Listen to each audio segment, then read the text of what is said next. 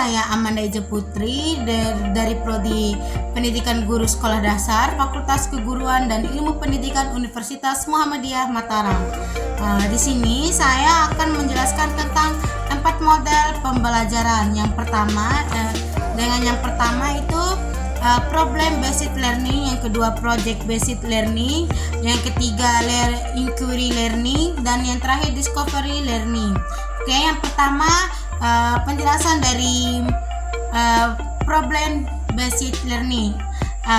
Problem based learning ini yaitu adalah pembelajaran berbasis masalah yang dimulai dari masalah dunia nyata. Adapun langkah-langkah dalam project based learning ini, yang pertama yaitu mengidentifikasi dan memahami masalah, yang kedua mendiskusikan masalah dalam kelompok, yang ketiga merancang rencana penyelesaian, yang keempat melakukan pencarian informasi untuk mendukung solusi, yang kelima merumuskan solusi dan melakukan presentasi, dan yang terakhir refleksi dan evaluasi terhadap solusi. Adapun kegunaan dari problem basic learning ini yaitu yang pertama untuk mengembangkan keterampilan berpikir kritis dan analitis, yang kedua mendorong kolaborasi dan komunikasi yang efektif, dan yang terakhir melatih pemecahan masalah dalam konteks nyata. Dalam problem basic learning ini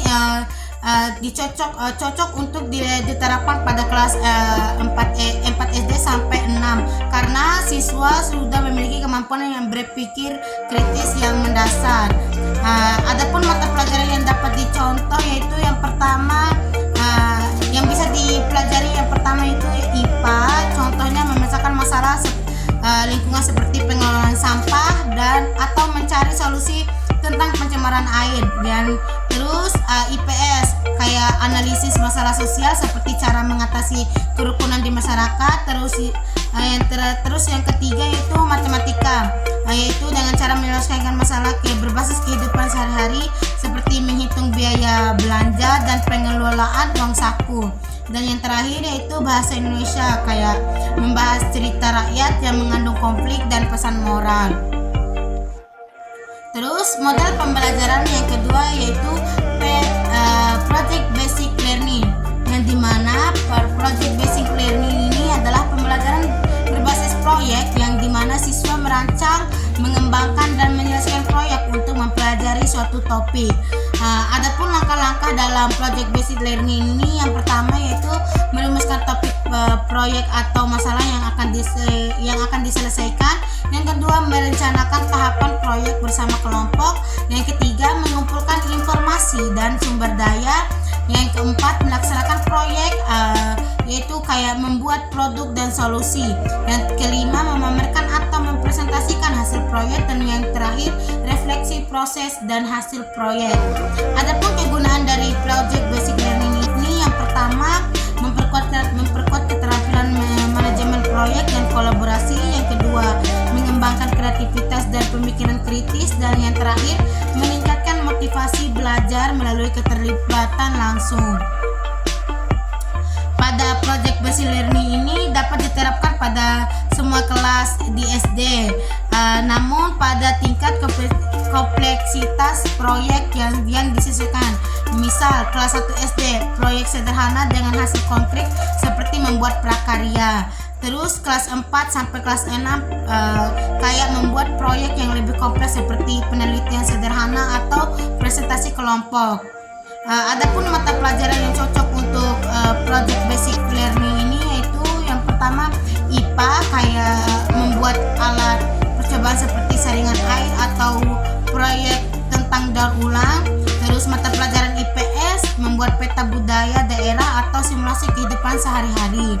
Terus matematika proyek seperti membuat tabel data atau grafik berdasarkan pengamatan, dan yang terakhir yaitu seni budaya dan prakarya, kayak membuat karya seni seperti lukisan, kerajinan, dan poster. Oke, yang ketiga yaitu inquiry learning, yang dimana inquiry learning ini adalah pendekatan pembelajaran yang berfokus pada kemampuan siswa untuk bertanya, menemukan dan menyimpulkan informasi. Adapun langkah-langkah dalam inquiry ini yaitu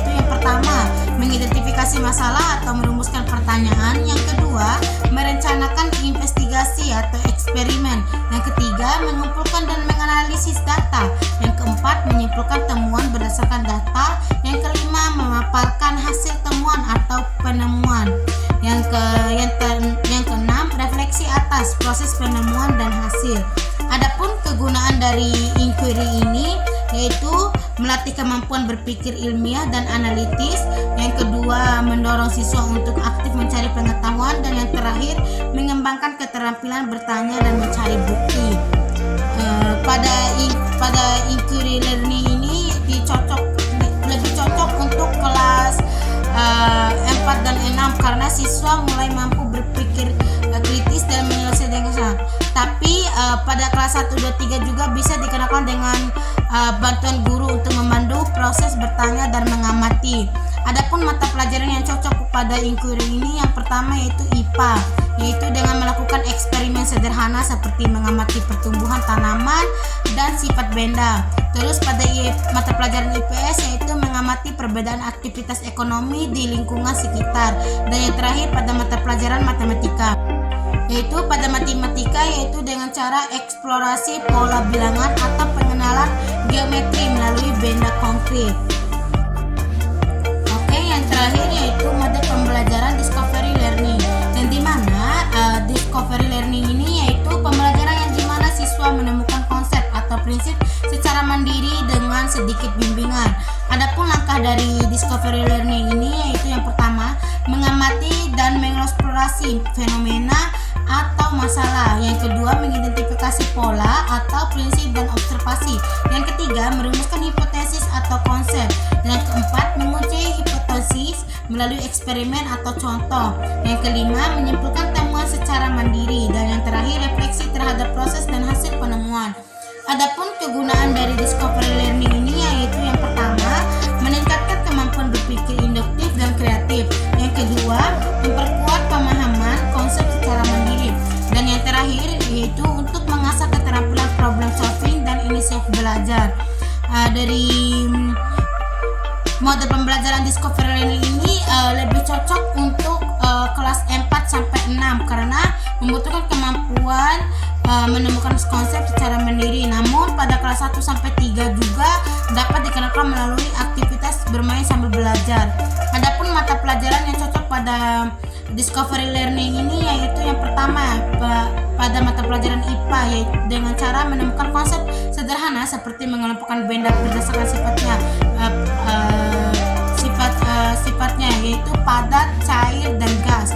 Terus pada mata pelajaran matematika yaitu dengan pada mata pelajaran matematika yaitu dengan menemukan rumus luas dan keliling melalui eksplorasi benda konkret. Dan yang terakhir yaitu pada mata pelajaran bahasa Indonesia dengan mencari makna kata baru dari teks atau cerita. Jadi kesimpulan dari yang saya sampaikan tadi yaitu kelas 1 sampai 3 lebih cocok menggunakan PJBL dengan proyek sederhana, sedangkan inquiry dan discovery bisa dikenakan secara bertahap. Kelas 4 sampai 6 semua pendekatan dapat diterapkan dengan menyesuaikan tingkat kesulitan dan kebutuhan siswa. Penerapan model pembelajaran ini sangat bergantung pada peran guru itu sendiri sebagai fasilitator untuk membimbing siswa melalui setiap tahapannya. Sekian dari video singkat dari saya. Lebih dan kurangnya saya mohon maaf. Wassalamualaikum warahmatullahi wabarakatuh.